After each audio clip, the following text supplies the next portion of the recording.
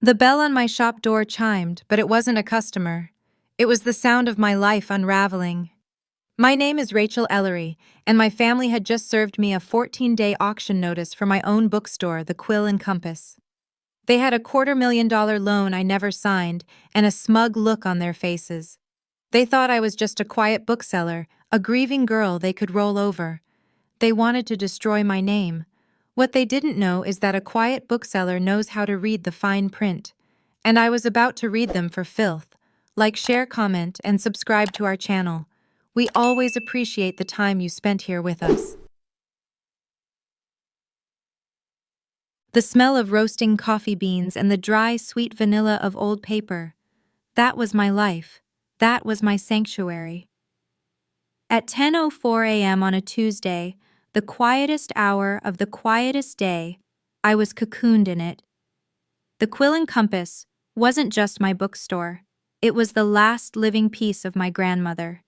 She had built it from nothing, and when she passed, she left it to me, the only one she'd said who understood that a bookstore wasn't a business, it was a heart.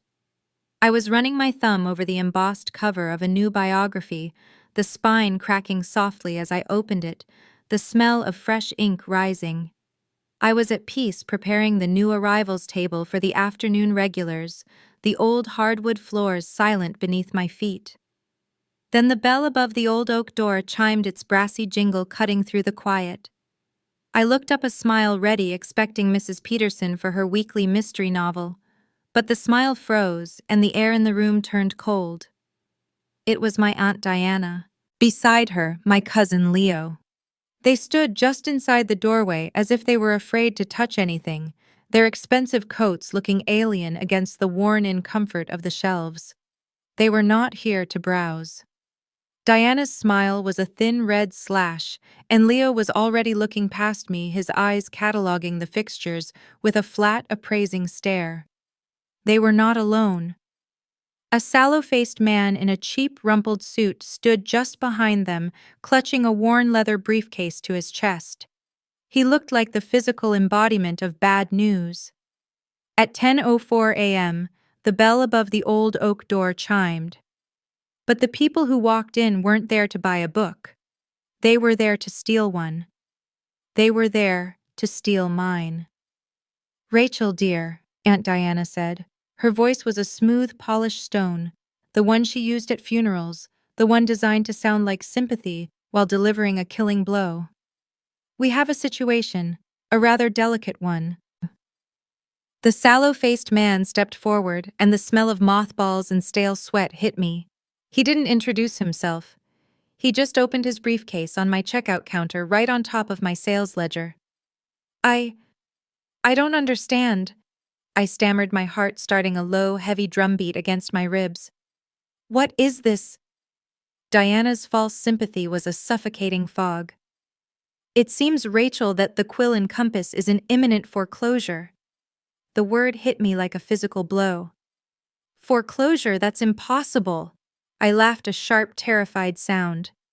"This store is owned outright. Grandma paid it off 30 years ago. I don't have so much as a credit card in the store's name."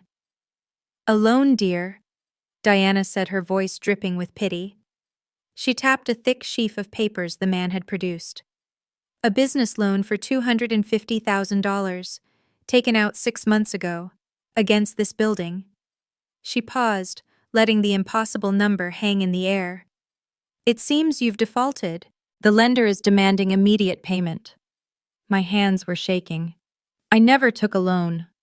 I looked at the papers, my eyes scanning the dense text until they landed on the signature line. Rachel Ellery. My name in a tight, precise script that was almost but not quite mine. A cold, creeping nausea rose in my throat. It was a forgery, a near-perfect, terrifying forgery. "I didn't sign this," I whispered. "Aunt Diana, I didn't sign this." "It doesn't matter, dear," she said, her voice hardening, the false sympathy evaporating now that the hook was set. "It's a valid lien. The lender, Pinnacle Asset Holdings, wants their money, in full, by the 20th. That was 14 days from now. Or," she added, "they seize the asset." I stared at her, the pieces clicking into place with horrifying speed. The unannounced visit, the man, the papers. This wasn't a discovery. This was an ambush. But Diana continued, placing her manicured hand over mine. Her skin was cold. As family, Leo and I have been monitoring this liability. We are prepared out of the goodness of our hearts to assume the debt. I looked from her cold eyes to Leo, who was now openly smirking, looking at the hand-carved ceiling beams. Assume the debt, I repeated, my voice hollow. Leo finally spoke, his voice slick with an oiliness I'd always hated. We pay the loan, Rach. You sign the deed over to us. It's simple. He shrugged. The family name is protected from the embarrassment of a foreclosure, and you walk away clean. It's the only way to save the store. Save it. The word was a lit match in a room full of gasoline. They weren't saving it. They were the ones who had lit the fire. Before I could even scream, the auctioneer, who had been silent this whole time, cleared his throat. He pulled a bright fluorescent orange paper from his file. It was thick, laminated. My apologies, ma'am, he said, his voice flat. He walked past me, past the welcome sign my grandmother had painted by hand, and taped the notice of public auction right to the front glass. The adhesive strip squeaked against the pane, a sound like a small scream. 14 days, he said.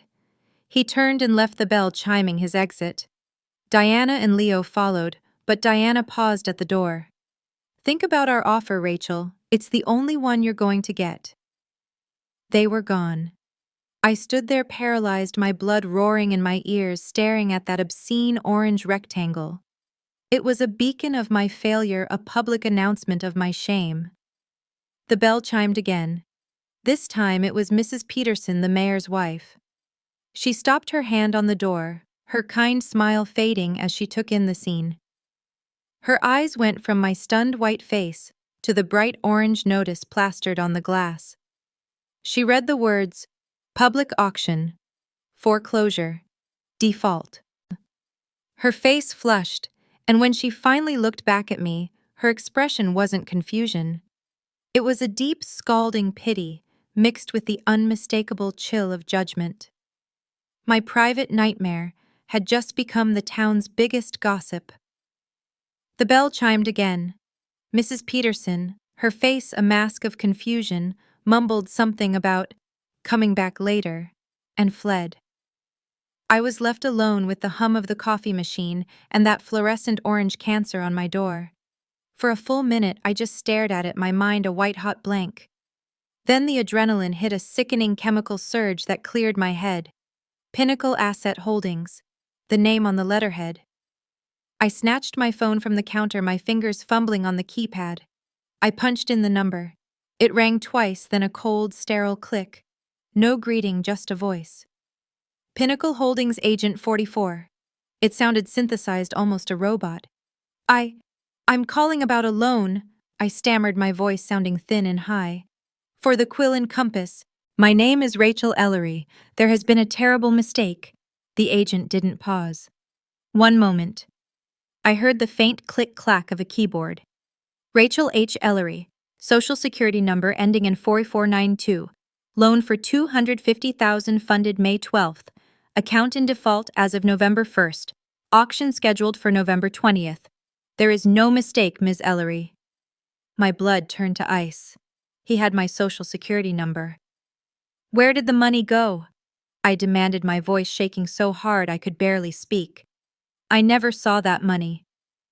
It was wired per instructions in the loan agreement to a transfer account at Cayman Trust Bank, Grand Cayman. An offshore account, untraceable. You have until the 20th to remit payment in full, the robot voice said. Have a productive day. The line clicked dead. My phone slipped from my hand and clattered onto the counter. 4492. She knew it. How could she know it? And then, like a photograph sliding into focus, I saw it, the funeral, 6 months ago. The heavy, suffocating scent of lilies, and the quiet murmuring of people I barely knew. I was drowning in grief, in a fog of disbelief that Grandma was gone. I was sitting at her polished kitchen table, surrounded by a literal mountain of paperwork. Estate forms, tax documents, bank statements, a lifetime of orderly files. Aunt Diana had swept in smelling of expensive perfume and false concern. "Oh, Rachel, you poor, poor thing. You can't possibly handle this," she'd cooed, prying a file from my numb fingers. "Let me help. I'll take all these old financials, the tax documents. I'll get them shredded. It's the least I can do. We have to protect you from identity thieves, you know." The words echoed back to me, hollowed out and monstrous. Protect me. She hadn't shredded them. She had studied them. She had mined my grandmother's life and mine for the tools to destroy me. The sorrow I'd carried for 6 months, that dull, heavy ache of grief, suddenly curdled. It flash-boiled into a hot, sickening rage that burned the tears from my eyes. She had used my grandmother's death as an opportunity. She had used my grief as a weapon. I grabbed my keys. I was not going to stand here and wait for the axe to fall. I locked the front door, the orange notice mocking me from the glass. My first stop was my laptop. I pulled my credit report. It was there. A black mark, a gaping wound on my perfect history. Pinnacle Asset Holdings, $250,000. My score had plummeted by 200 points. Next, my local bank. I burst through the doors, and Sarah, the branch manager, looked up in alarm. "Rachel, what's wrong?" I threw the credit report on her desk. "This, Pinnacle. They said they wired money from an account here." Sarah's face went pale. She typed for a long, silent moment. "Rachel," she said, her voice low. "That money, it did go out. On May 12th. But it was from your grandmother's secondary estate account. The one you and I closed out in June." I stared at her. "How?" "It was closed. We closed it together." "The wire was initiated before you closed it," Sarah said, showing me the screen. "It looks like the signature was verified. It must have been in that box of papers. She must have found an old signed blank countercheck." She'd had this planned. For months. I left the bank, my legs unsteady.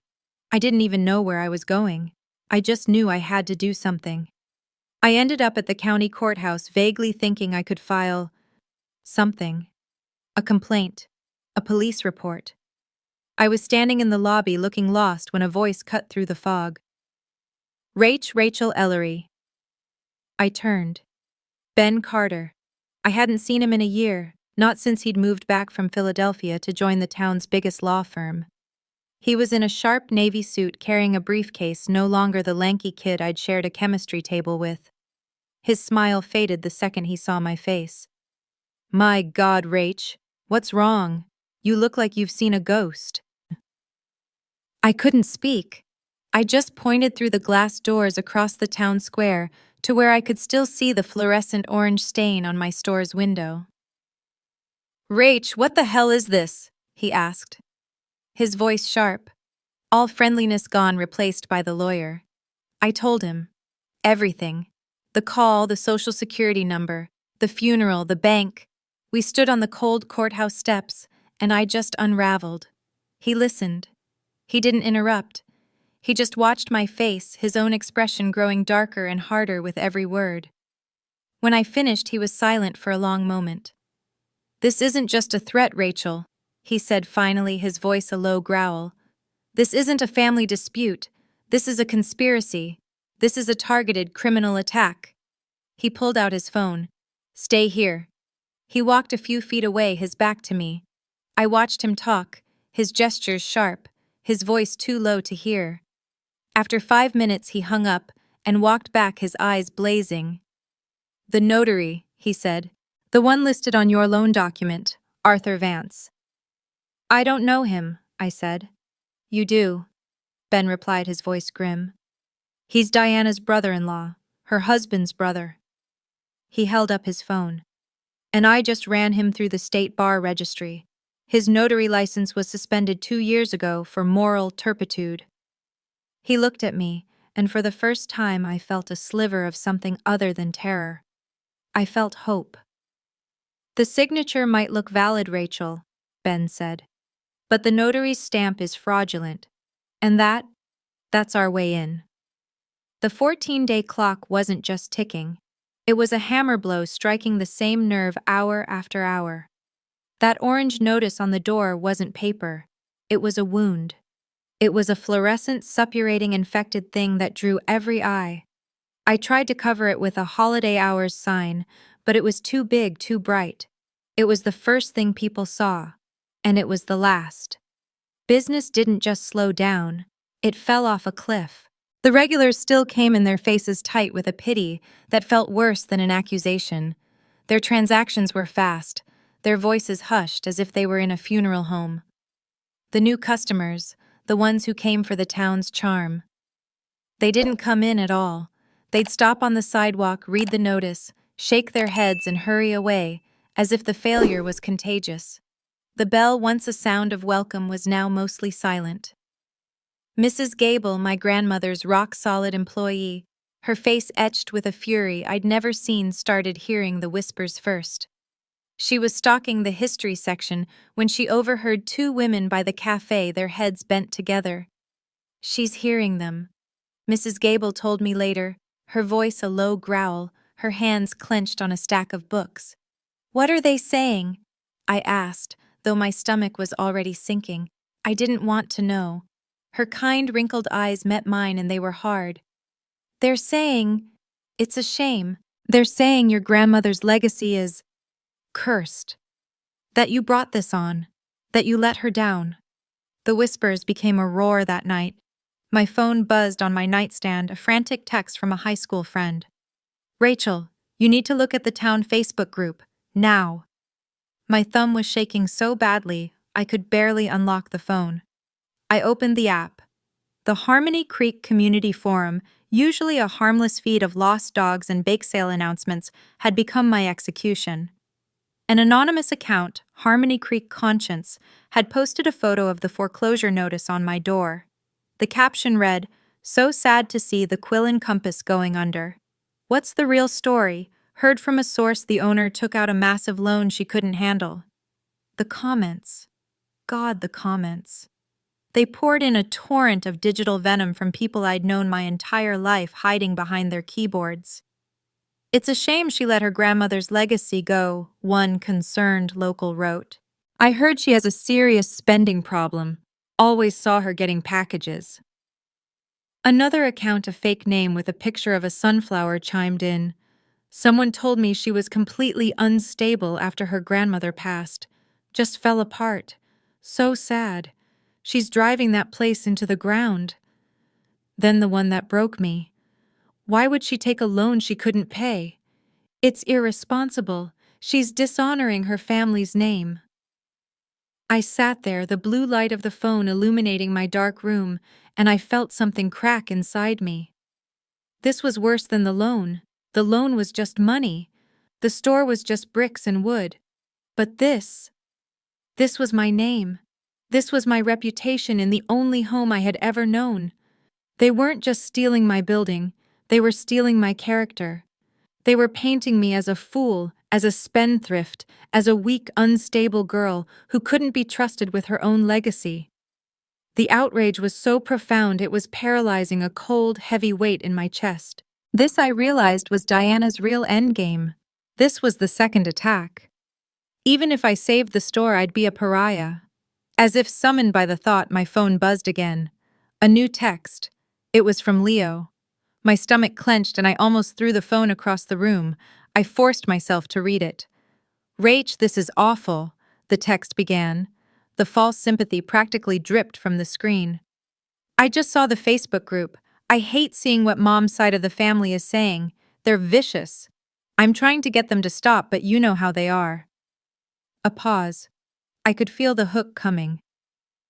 "Look, I know you're in a corner. I can't stop Mom's friends from talking, but I can stop the auction. I talked to my mother. We're still willing to help." My fingers were white on the phone. "Just sign the deed over to us.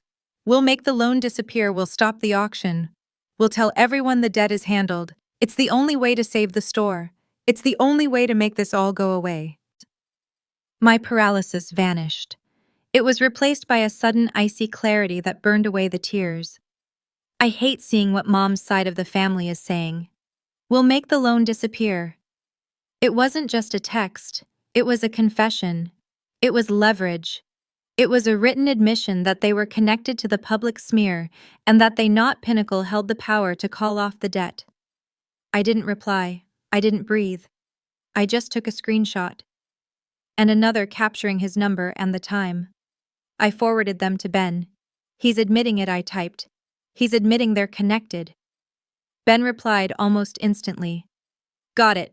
This is exactly what we needed. Stay off the forum. Do not reply to him.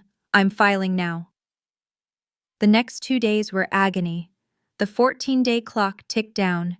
72 hours, 48, 24. The auction was scheduled for 10 a.m. Wednesday. At 9 a.m. my phone rang. It was Ben. We're in chambers, he said, his voice tense. The judge is reviewing my emergency motion for a stay. I held my breath, staring at the clock, my heart hammering. 9:30, 9:45. At 9:51 a.m., just 9 minutes before I would lose everything, he called back. He granted it, Ben said, and I sagged against the counter, my legs giving out. The auction is off, for now. What did the judge say? I whispered, my voice raw. He's a stern old bastard, Ben said, a note of grim satisfaction in his voice. He looked at the fraudulent notary stamp, he looked at Leo's text, and he looked at the loan agreement. He wasn't happy. Ben took a deep breath. He told me, Mr. Carter, this smells to high heaven. I'm granting a temporary 30-day stay. But that's all we get, Rachel. The relief was short-lived, replaced by a new, heavier pressure. He said, you have 30 days to prove this fraud, Ms. Ellery. Get me ironclad proof. He looked right at me. Or the auction proceeds. The 14-day clock was gone, but a new one had taken its place. 30 days. 30 days to dismantle my family's conspiracy or lose everything. The 30-day stay wasn't a reprieve, it was a starting gun. The next morning I unlocked the back office, my grandmother's dusty, sacred space, with a new, cold purpose. This was no longer just a place for inventory and old tax files. This was a war room. Ben brought over a large whiteboard from his office. We taped the forged loan document, the screenshot of Leo's text, and a printout of the most vicious Facebook comments to the center. We had 30 days. The despair of the last 2 weeks was gone, burned away by a cold, clear, industrial-grade rage. I wasn't just a bookseller anymore. I was a forensic investigator, and I was going to dissect my family's lies piece by piece. I expected to fight this alone, a quiet, desperate battle in the back office. But I had underestimated Mrs. Gable. She had watched the whispers and the Facebook attacks with a simmering, righteous fury. When I told her about the 30-day stay, she didn't just nod. She went to the front counter, grabbed the store events sign, and flipped it over to its blank chalkboard side. They want to say this place is cursed, she said, her voice like gravel, her hand gripping the chalk so hard it snapped. They want to call you unstable, do they? She grabbed a new piece. We'll show them what this community really thinks. In bold block letters she wrote, Community read-in for the Quill, this Friday, 6 p.m., stand with Rachel. She put it in the front window right where the orange notice had been. I was terrified. Mrs. Gable, what if no one comes? She just patted my cheek, her eyes hard. You've been so busy looking for snakes, child, you've forgotten how many good people there are. She was right. Friday night, my heart was in my throat. I straightened books that were already straight, my hands shaking. At 6 p.m. the bell chimed, and it didn't stop. It wasn't just a few regulars. The store packed. People were shoulder to shoulder holding books, buying stacks they didn't need. The high school history teacher, the fire chief, the women from the bakery who brought trays of cookies and hot cider, setting up a makeshift refreshment table by the register. People were reading in the aisles, sitting on the floor, buying gift certificates just to put cash in the register. It was a silent, powerful protest. It was the town in its own quiet, resilient way, drawing a line in the sand. They weren't just saving a store, they were saving me. And in that warm, crowded, hopeful space, the real help arrived. Mr. Henderson, A retired detective who always bought true crime novels cornered me by the register. His eyes were sharp. "Rachel," he said, his voice a low rumble. "I read that Facebook trash, and I heard about the stay. You're being railroaded." He slipped a business card into my hand. "Pinnacle Asset Holdings. You give me everything you have on them. I've still got friends in the State Financial Crimes Unit. I'll run them through the ringer, no charge." A few minutes later, a young woman with blue hair, someone I only recognized from the coffee counter, tapped my shoulder. "Hi, I'm Maya. I run my own IT security business from my apartment." She pointed to the printout of the Facebook smears taped behind my counter. "Those anonymous accounts, they're sloppy. If you can get me the raw data, I can trace their IP addresses. I hate bullies." The community's support was a shield, but I knew I needed a sword. That night, fueled by coffee and a new sharp-edged hope, I went where I hadn't been since the funeral, the attic of the bookstore. My grandmother kept everything, not just in file cabinets but in old leather-bound accounts ledgers. She was a meticulous, old-fashioned businesswoman. I pulled down dusty box after dusty box, sneezing my hands black with soot. I found her old journals, her first sales receipts from 1972. And then I found it. The 2018-2020 accounts ledger. I sat on the dusty floor, my flashlight beam cutting through the dark, and I turned the pages. My grandmother's perfect looping cursive detailed every cent. And there, on a page dated July 2019, was the entry. Loan to D. Ellery family. A $10,000 wire transfer. My aunt's name. I flipped through the following months. No payments. A year later, another entry. Spoke to D. Re-loan. Refused. Claimed it was gift. And in the margin, in my grandmother's shaky, angry script, unpaid, default. I felt a cold, sick realization. This wasn't just about stealing a building. This was about an old, festering resentment. Diana hadn't just been greedy. She felt entitled. She felt the store owed her. This $10,000, this old, unpaid debt, was the motive. I was still sitting there, the heavy ledger in my lap, when my phone vibrated. It was Maya, the IT expert. "Got 'em," she said, and her voice was triumphant. It was almost too easy. The three most vicious accounts, the Harmony Creek Conscience, the Sunflower one, all of them. They're not just sloppy, they're stupid. "What do you mean?" I asked, my heart pounding. "I mean," she said, "they all trace back to the exact same IP address. I ran the address through the county provider. It's registered to a residential account at 422 Sycamore Drive." I didn't need to look up the address. I knew it by heart. It was Aunt Diana's house. I was still processing the raw, beautiful victory of that call when Ben texted. "Henderson just called me. We need to meet, now." I raced back to the war room. Ben was waiting, his face grim. "Henderson ran Pinnacle Asset Holdings," Ben said, his voice flat. "It's a shell corporation, just as we thought. Registered in Delaware. Barely 6 months old." "So it's a dead end?" I asked, the hope from Maya's call deflating.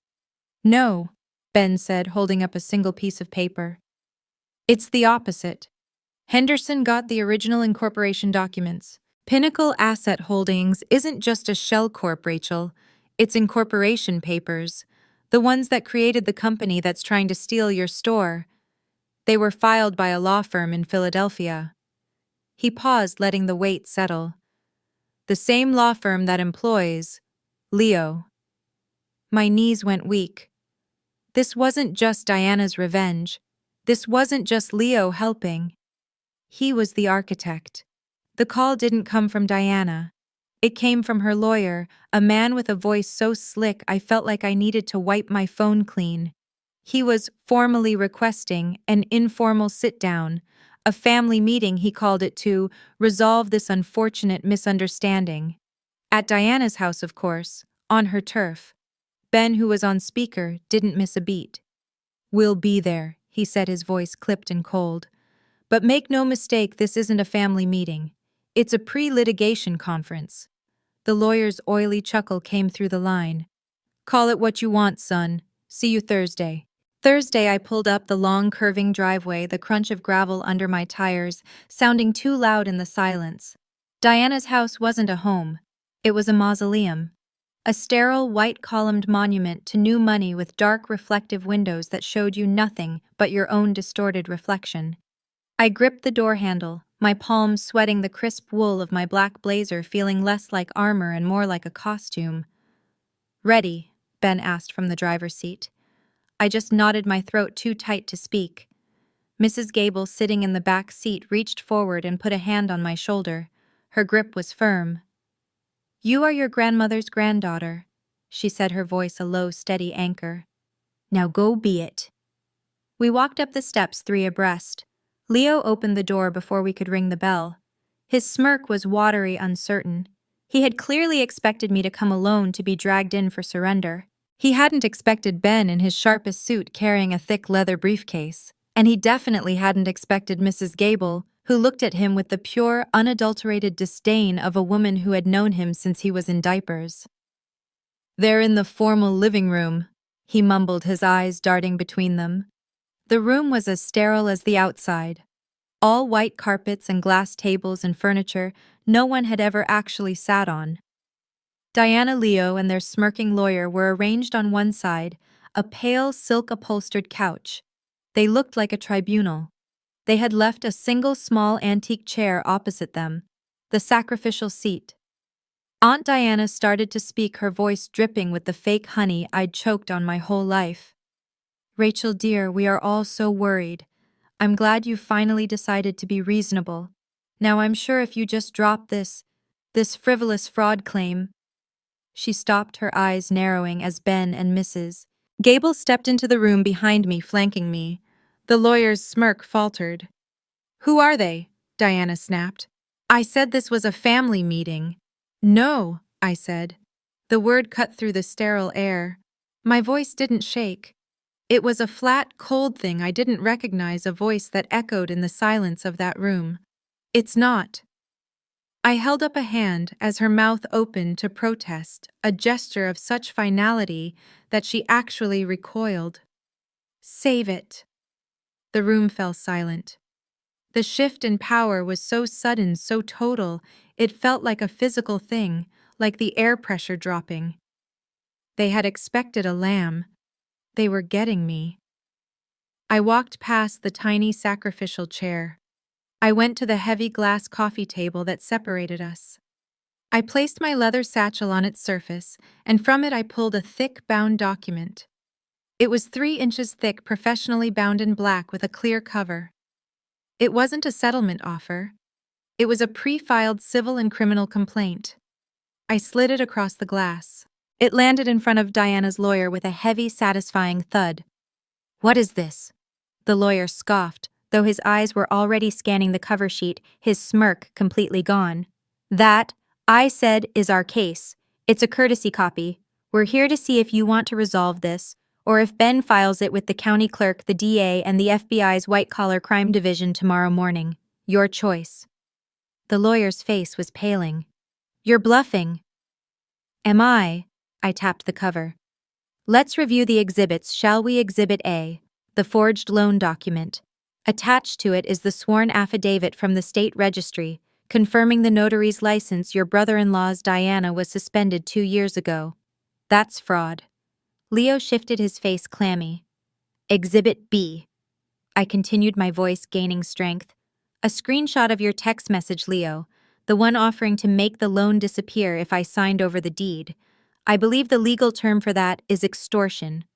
Rachel, I was just trying to help, he blurted. Exhibit C. I cut him off, my eyes locking on Diana. The complete IP logs from your home Wi-Fi, Aunt Diana, which according to our expert is the exact origin of the 3 anonymous Facebook accounts that have been slandering my name. That's defamation per se. Diana's face went white. Her lawyer looked at her, his expression one of pure, unadulterated shock. Clearly this was news to him. Exhibit D, I said, my voice dropping. This one's my favorite, the original incorporation papers for Pinnacle Asset Holdings. Filed by... Oh, look. The Philadelphia law firm that employs your son. From his work computer.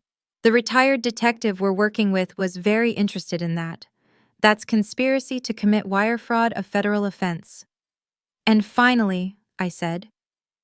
From my bag, I pulled the thin old leather-bound book, my grandmother's ledger. I opened it to the bookmarked page and tossed it on the pile. Exhibit E, the motive. The $10,000 loan you borrowed from my grandmother in 2019, Diana. The $10,000 she marked unpaid. You didn't just want the store. You wanted to erase the debt you owed her. The room was dead silent. The only sound was the lawyer's ragged breathing. He was shuffling papers, his expensive suit suddenly looking too big for him. This is all circumstantial. He sputtered, his voice suddenly thin. You can't prove who forged the signature. You can't prove my clients knew the notary was invalid. You have no direct witness. I just looked at Ben. He nodded, a small grim smile on his face. You know you're right, Ben said, his voice perfectly calm, perfectly casual. It's a shame we don't have a witness. He reached into the breast pocket of his suit jacket and pulled out not a document, but a small silver digital audio recorder. Oh, wait. Yes, we do. He placed it on the glass table. Diana and Leo stared at it like it was a live grenade. What is that? Diana hissed. That, Ben said, is our conversation from yesterday with Mr. Arthur Vance, your brother-in-law, the notary. Ben pressed the play button. A man's panicked, reedy voice filled the pristine, silent room. I'm telling you, I didn't know what it was. She made me do it. Diana said it was just a formality, something to protect the asset from creditors. I didn't know about the loan. I swear I'll tell the truth. I'll tell them everything, just get me immunity. Ben hit stop. The silence that followed was absolute. Leo's face, already pale, had gone a waxy greenish white. He made a small choking sound and looked like he was going to be sick right there on the white carpet. The silence in the room was a vacuum, and Diana filled it with a shriek. It wasn't a word. It was a raw animal sound of pure cornered rage. You! She screamed, her face twisting into a mask I had never seen, and she lunged across the glass table. Her manicured nails weren't aiming for the papers. They were clawing for the silver recorder. She wasn't fast enough. Ben's hand shot out and clamped down on her wrist, stopping her arm mid-air, his grip like a steel trap. I wouldn't, he said, his voice lethally calm. That's Exhibit G, assaulting opposing counsel. Diana ripped her arm back from his grasp, leaving red welts on her own skin, her chest heaving as she sucked in air. Leo was making a wet, gasping sound, his eyes wide and terrified, fixed on the recorder Ben now calmly pocketed. Mom, he wheezed, his face a waxy greenish white. Mom, he recorded him. That's illegal, right? Tell me that's illegal. Ben didn't even look at him. Not in a one-party consent state. When the call is made to an anonymous tip line, it isn't, he said. But please feel free to challenge it in federal court. I'm sure the judge will be fascinated by your wire fraud defense. Their lawyer, the man who had walked in looking like a shark, now looked like a gut-shot fish. He was staring at the pile of evidence on his side of the table, his face ashen. He knew what wire fraud meant. He knew what conspiracy and extortion meant. He knew this wasn't a civil spat anymore. This was prison time. He put a hand on Diana's arm, his voice a desperate low hiss. Diana, stop. We are done. Do you understand me? We are done. All the air had left the room. They were all looking at me. Diana with a hatred so pure it was almost beautiful. Leo with a sniveling childish terror. Their lawyer with the resigned defeat of a man who just saw his paycheck and his reputation go up in flames. I stood there perfectly still. The adrenaline was gone, replaced by something cold and hard and clear. I was no longer the grieving, vulnerable girl they'd ambushed. I was the one holding the axe. This is what happens now, I said. My voice was steady, the voice of a woman dictating an order. This is not a negotiation. This is the bill. I looked at their lawyer. 1. You will immediately wire the full fraudulent loan amount, plus all accrued penalties and fees back to Pinnacle Asset Holdings. You will dissolve that shell corporation by the end of the day. The lien on my store is to be gone within the hour. 2, I continued.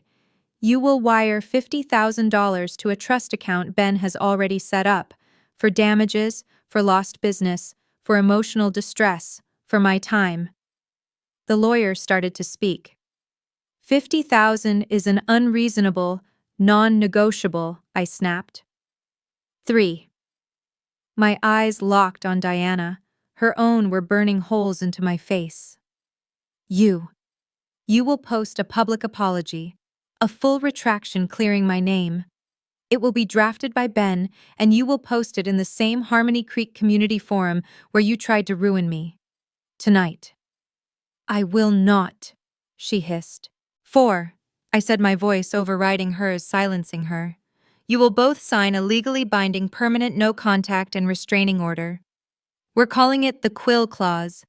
You will never come within 1,000 feet of me, my home, or my store ever again. You will not contact me, text me, email me, or speak my name to anyone.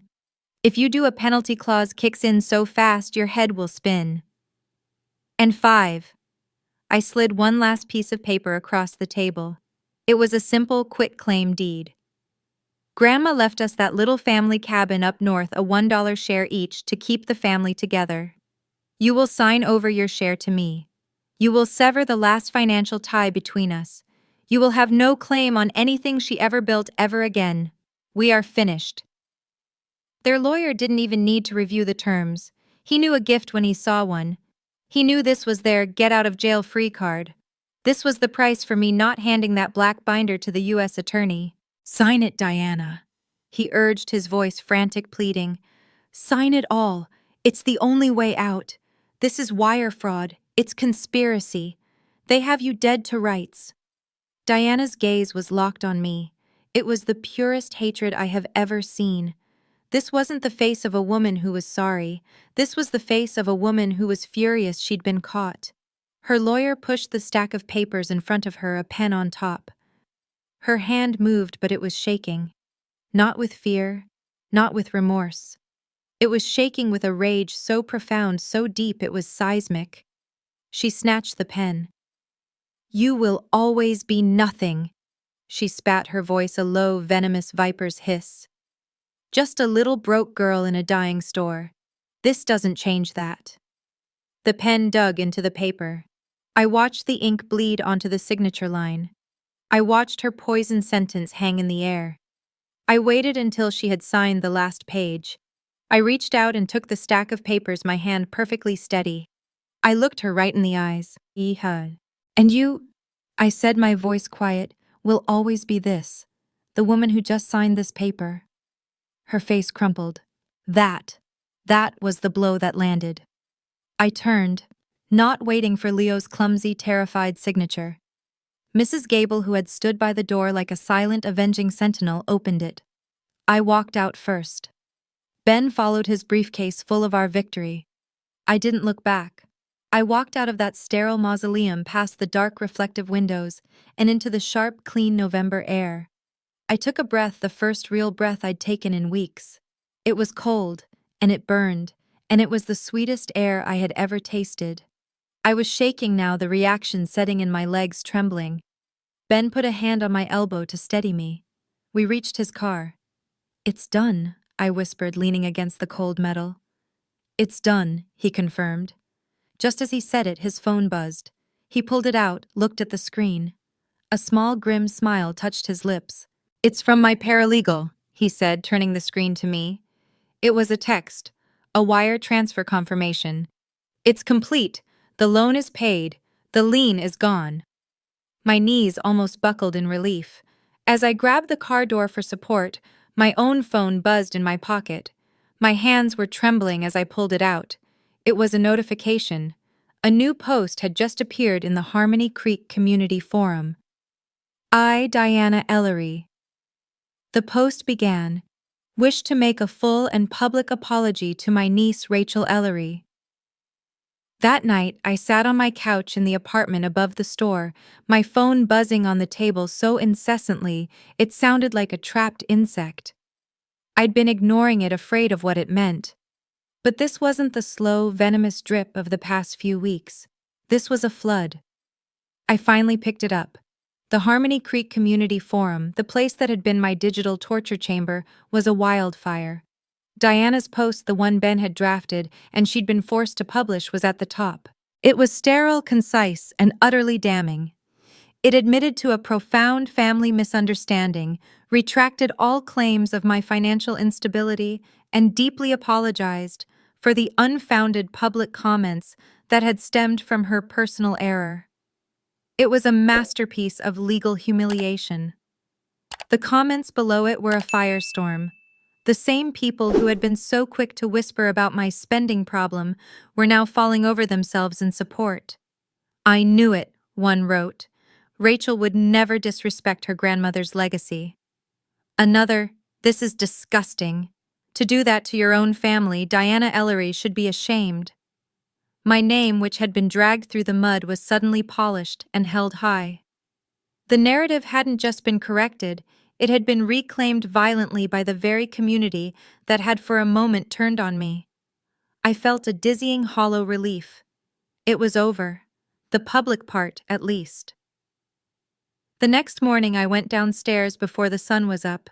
The store was dark, silent, and on the front door the ghost remained. Not the orange notice itself, Ben had ensured the auctioneer removed it the day of the 30-day stay, but the residue, the thick, stubborn, gummy adhesive that had held my shame in place. It was smeared across the glass, a sticky, ugly scar that blurred the morning light. I'd tried Windex soap, nothing worked. It was a metaphor that was a little too on the nose. I went to the back room and returned with a metal scraper, a rag, and a can of industrial-grade acetone. The bell chimed, and Mrs. Gable walked in her coat, still on a thermos in her hand. She didn't say good morning. She just looked at the mess on the glass, set her thermos on the counter, and picked up a clean rag. "Give me some of that," she said. For an hour we worked. It was hard, physical, aching work. The glue fought us, smearing and clinging. We scraped our shoulders, burning our knuckles raw, the sharp chemical smell of the acetone filling the air. We didn't talk. We just worked, our breath fogging the glass, the scrape, scrape, scrape of the metal blade, the only sound. It was a penance. It was a cleansing. It was the physical act of erasing the last lingering trace of their attack. Finally, with one last hard scrape, the final strip of tacky glue peeled away. I stepped back, my arm aching. I sprayed the glass one last time and wiped it clean. The November sun, weak but clear, streamed in. The glass was spotless. It was just glass. And I broke. I didn't sob. I leaned my forehead against the cold, clean pane, and the tears I hadn't let myself cry for a month finally came. It wasn't sorrow. It wasn't anger. It was sheer, unadulterated, bone-deep relief. The weight of the loan, the shame, the fear, it all just drained out of me and onto the floor. I felt Mrs. Gable's arm wrap around my shoulders, her embrace strong and sure. "I knew you could do it," she whispered, her voice thick. "Your grandmother.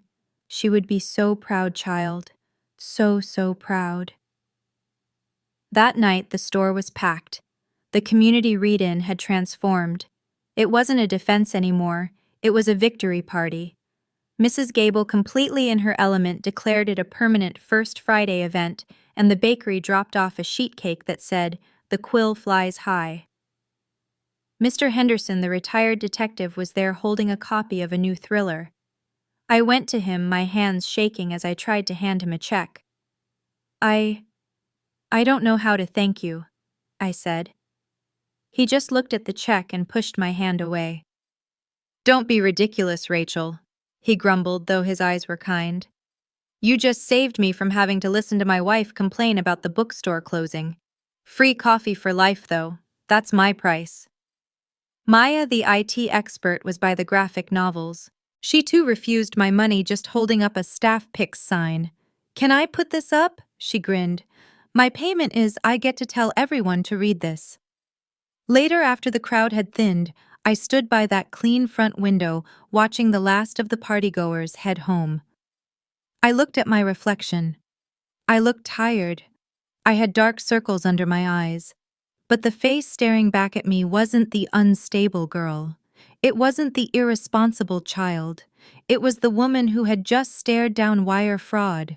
It was the woman who had gathered the evidence, hired the lawyer, and dictated the terms of surrender. I wasn't just free from the debt. I was free from them. I was free from the shadow of their judgment, from the toxic, suffocating weight of their family. I was my own person, defined by my own choices. I was free. The bell chimed one last time. It was Ben. His tie loosened, his briefcase in hand. He wasn't Ben the lawyer anymore. He was just Ben. He looked around the messy, happy store. "Looks like you survived," he smiled. "We survived," I corrected. He nodded, that small, grim smile I was becoming fond of. "Just so you know," he said, leaning against the counter, "I just finalized my invoice." "Oh, yes."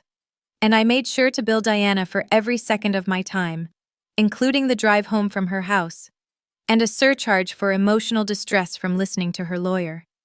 I stared at him for a second, and then a sound I hadn't heard in months bubbled up. A real, genuine, unrestrained laugh. It felt rusty, but it was real. Ben's smile widened. "Now," he said, "as a civilian who is officially off the clock, can I take you to a dinner that doesn't involve subpoenas?" I looked at him, at my store, at the clean glass door. "Yes," I said, and I was laughing again. "Yes, Ben, you absolutely can."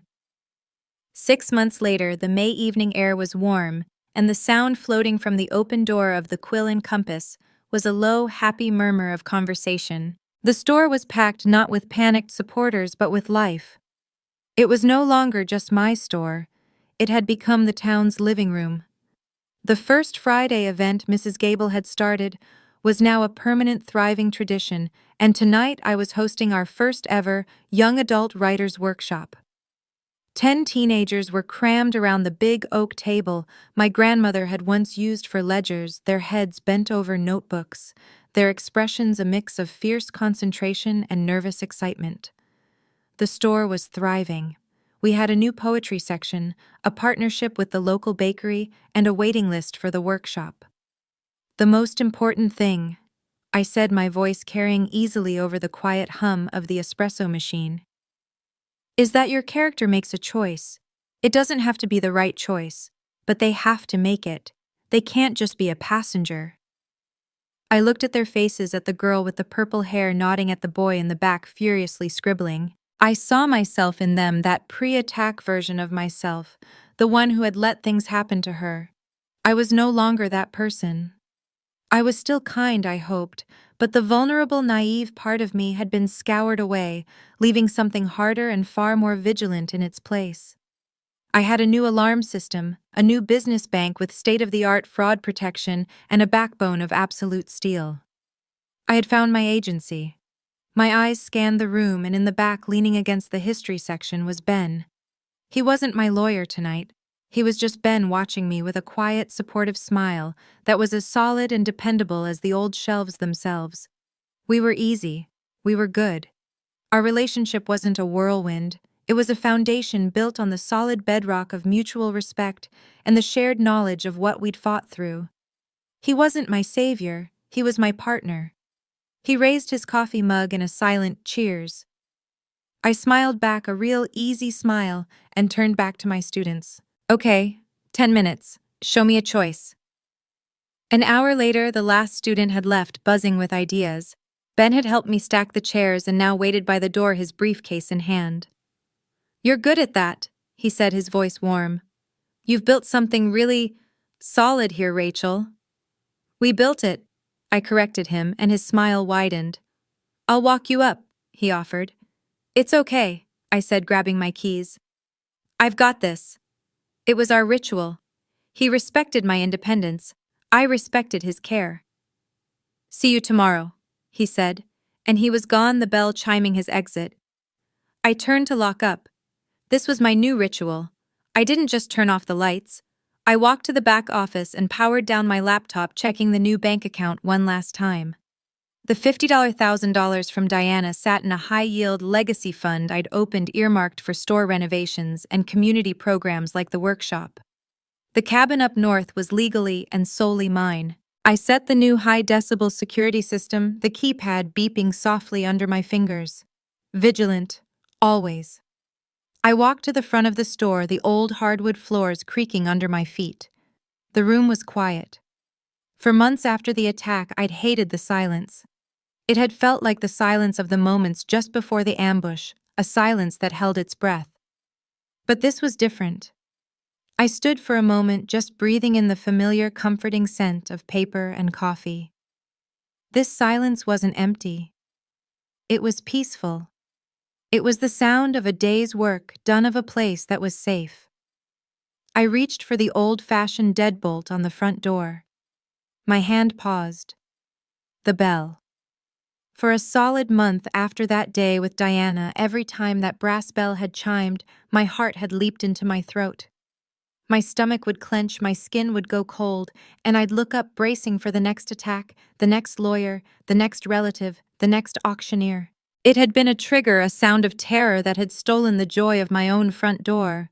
But as I stood there listening to the quiet, I realized it had been weeks since I'd even noticed it. Ben's exit, the students' arrivals and departures. It was just a bell again, a sound of welcome. The ghost was gone. I turned the heavy brass key in the lock. The thud of the deadbolt sliding home was a sound of finality, a sound of safety. I thought of Diana and Leo. I hadn't seen or heard from them in 6 months, and I knew I never would. The quill clause was ironclad, but more than that, we had broken them. They were the town's pariahs, their names a synonym for greed. I hadn't just won, I had exorcised them. I had faced the real monsters that haunt a family, not shades or spirits, but the all-too-human ghosts of resentment, jealousy, and profound suffocating greed. And I had stared them down in their own sterile white living room. I turned off the last light, the store plunging into a soft, familiar darkness. I put my hand on the clean, scar-free glass of the front door. I looked at the dark, quiet shelves, at the chairs tucked in at the faint outline of the register. It was no longer just my grandmother's legacy, a fragile thing I had to protect. It was mine. I had fought for it. I had bled for it. And I had won it. The quill and compass, this heart, this sanctuary, was finally and completely mine. With the last receipt filed and the store door locked, Rachel could finally truly breathe. Her grandmother's legacy was safe secured by her own resilience. What part of her journey resonated most with you? We want to hear your thoughts, so leave a comment below. We read every single one. Subscribe to Revenge Radiance for more. Thank you for listening. This has been a story from Revenge Radiance. We'll see you next time.